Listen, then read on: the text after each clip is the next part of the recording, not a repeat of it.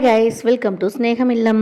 கோவிலில் செருப்பு தொலைந்தால் இவ்வளவு நன்மைகளா? இந்த ஆச்சரியமான பதிவை முழுசாக பார்க்கறதுக்கு முன்னாடி நம்ம ஸ்நேகம் இல்லம் சேனலை மறக்காமல் சப்ஸ்கிரைப் பண்ணிக்கோங்க. மனுஷங்களோட கர்ம வினைகளும் பாவ மூட்டைகளும் அவனோட பாதங்களில் தான் தங்குன்னு ஆன்மீக விதி சொல்லுதுங்க.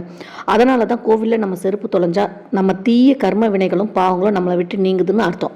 ஜோதிடப்படி பார்த்தோன்னா செருப்பு காலணிகள் எல்லாமே சனீஸ்வர பகவானோட ஆதிக்கத்துக்கு உட்பட்டது.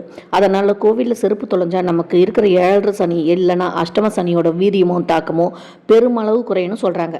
நம்மளை பிடிச்சு இருக்கிற எதிர்மறை ஆற்றல்கள், திருஷ்டி, அப்புறம் தீய அதிர்வுகள் எல்லாமே அந்த பழைய செருப்போடவே நம்ம உடம்பை விட்டு போயிடும்னு நம்பப்படுது. இதனால தான் கோவிலில் செருப்பு தொலைஞ்சா நல்லதுன்னு பெரியவங்க சொல்கிறாங்க.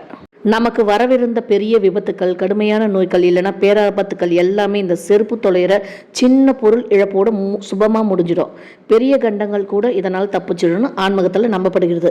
ரொம்ப நாட்களாக தடைப்பட்டு நின்ன காரியங்கள் எல்லாமே இனிமேல் எந்த தடையும் இல்லாமல் நடக்கும்பா. குடும்பத்தில் இருந்த பணப்பற்றாக்குறை எல்லாம் நீங்கி நல்ல பலன்களும் மன அமைதியும் தானாகவே உங்களை தேடி வரும். நம்ம செருப்பு தொலைஞ்சதுக்கு அப்புறம் அங்கே இருக்கிற வேற யாரோட செருப்பையாவது தெரியாமல் கூட மாற்றி போட்டுட்டு வந்துடாதீங்க. அப்படி செஞ்சால் அவங்களோட கஷ்டமும் தீய வினைகளை நம்மளை வந்து சேர்ந்துடும். வெறும் காலோட வீடு திரும்புறது தான் இதுக்கு முறையான பரிகாரம். ஆன்மீகத்தில் தலை ஆணவத்தையும் பாத அகந்தையையும் குறிக்குதுங்க.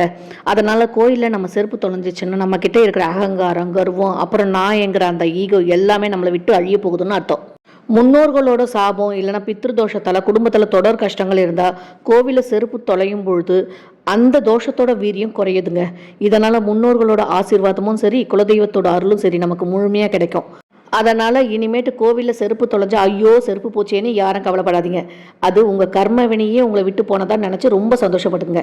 இந்த அருமையான ஆன்மீக தகவல் உங்களுக்கு தெரிஞ்சவங்களுக்கு பயனுள்ளதாக இருக்கும்னு நீங்கள் நினச்சிங்கன்னா மறக்காமல் உங்கள் ஃப்ரெண்ட்ஸ் அண்ட் ரிலேட்டிவ்க்கு ஷேர் பண்ணுங்கள். அப்படியே நம்ம ஸ்நேகம் இல்லம் சேனலையும் சப்ஸ்கிரைப் பண்ணி வச்சுக்கோங்க. தேங்க்ஸ் ஃபார் வாட்சிங். வாழ்க வளமுடன். நன்றி.